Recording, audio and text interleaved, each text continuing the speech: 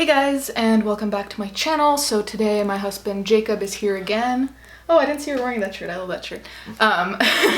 And we are going to discuss why Tumblr sucks in another episode. And this time we're going to be talking about the true crime community. Now, I'm going to talk about it from a Tumblr perspective because I've seen it on Tumblr, and Jacob's going to talk about it from an outside perspective of the true crime community outside of Tumblr, right? Yeah. Okay. I listen to a lot of true crime podcasts, so much so that I've listened to every one that you've probably heard of, and I'm running out of episodes, so I'll give my perspective on what I think true crime really is meant to be, you know. So I was talking to a lovely lady on Instagram, and we were talking about how the true crime community is fucked up on Tumblr. And she, Gaia, thank you so much if you're watching this, sent me a couple of screenshots showing the kind of skewed thinking that is occurring on Tumblr. Now, just a quick side note, essentially what happens on Tumblr with true crime is that not only do they idolize and romanticize these characters, especially with the Columbine 2, I can't remember what their name are, Dylan and Eric, I think. But they assign all this extra kind of pure meaning to what they did when there's nothing of really pure about going to a school and shooting people. Whether you're bullied or not, there's just no excuse for that. So anyways, I'm gonna read a couple of the posts and show you what's wrong with it. Someone says, I'm just gonna sit in a corner and cry about Dylan Klebold for the rest of my life while everyone shakes their heads at me in disgust. Rest in peace, sunshine. Can't wait to meet you someday. I just want to point out, in terms of Dylan, he's mainly the subject of a lot of these young girls' affection because he wrote like the poetry, and he was less of the sociopath than Eric was, and a lot of people see Dylan as, you know, someone who's lonely and depressed, and, you know, he's bullied, and he was kind of manipulated by Eric, so I think he's a target of the affection more than Eric because of that reason. Just so you know. Okay, then there's this other person who posted a picture of her dad and Eric next to each other, and she said, my dad looked like Eric when he was younger. I posted a pic on my Facebook some time ago. The resemblance is surreal. I will post it more when I have more time. Okay, so this is a little bit weird because it's like, why would you want to say that your dad is similar to a killer? You would, it has to be complimentary unless you hate your dad. Yeah, I was gonna say, I don't know how your dad would feel about that. Then here, there's an ask on Tumblr that someone asks, why do you idolize Eric Harris? And the person replies, why not? Here, I'm not going to show any of this stuff just because I don't want to put anyone on blast by showing their screen name or whatever, but here there's a picture of someone that has a tattoo of the two Columbine murderers on their ribs. It's Dylan holding his, I don't know what it is, MAC-10, I don't know, his submachine gun. And it's from the security camera when they're in the cafeteria. Oh yeah, I was thinking how I recognize it. It's like, yeah. So this is like murder central. This is not just like them chilling and hanging out. No, this is like this is what positions they're in the cafeteria, you know. Here instead, there's a picture of two best friends where they're dressed up like Dylan and Eric, I'm assuming? Yeah. Yeah, they're dressed up like Dylan and Eric and have like blood spatter all over them. And it says, taking selfies with your best friend, like chilling out, maxing, relaxing, all cool, shooting some kids inside of the school. Edgy. They can cut some grass with such edge. Yeah, then I found some screenshots on my own just looking on Tumblr, and it said, here there's someone that's coming to their senses saying, I used to romanticize fucking murderers. I'm admitting it now. I was into them in a very wrong way. I'm no longer attracted to them. I'm genuinely interested in cases in the psychology. It was a weird and disgusting phase that I'm trying very hard to get out of. So this is someone that is showing some self-awareness and realizes that there is something wrong with being romantic about all of this stuff, because there's nothing of romantic there. Yeah, no.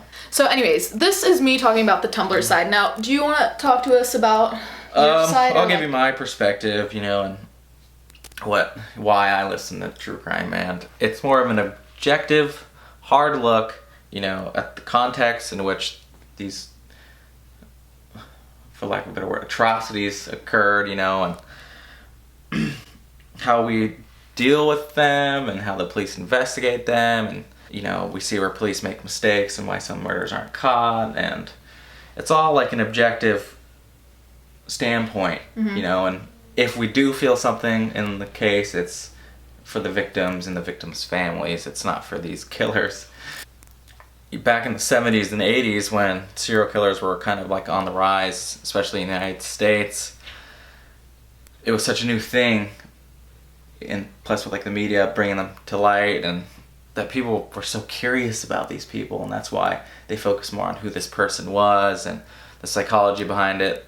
Like, they can work as case studies, right? Yeah, and they romanticized them back then because they were such a new thing, and well, it's also because I think people tend to romanticize sometimes things they don't understand. Yeah. Like the whole drugs and rock and roll kind of thing. Yeah. And it's like you take a look and you want to look at how these killers were made, because I believe that killers are made. I don't think they're born. Why they're pushed to do certain things. Yeah, which is why, Dylan and Eric, they were, made, and they're bullying, and you can understand that they're bullied, and you can, so that's why I think some people sympathize with them. Right. And I hope they don't condone what they did, but some clearly do. But, as I said, others, they relate to the Columbine shooters, and, because they connect with the mental health problems like anxiety, depression, and do you think they kind of blur the lines after that? It's like they feel this kind of relationship with them because they're like, oh shit, we have so much in common, so then they become more forgiving towards them doing these things? And that's the thing, is when I said, when you listen to true crime podcasts and you're listening to the facts and maybe the background of the killer, and a lot of them go through the victims too and talk about who the victims were, and normal people would be like, oh, okay, I'm feeling something for the victims, For the parents, too. Yeah, and the families especially, because, they're the ones who really have to live with this, It's sad, the victims are gone, but it's, the families that have to, deal with someone being taken away from them in such a brutal way. And these people who sympathize with the Columbiners are on the opposite side, if you're normal, you sympathize with the victims and the victims' families.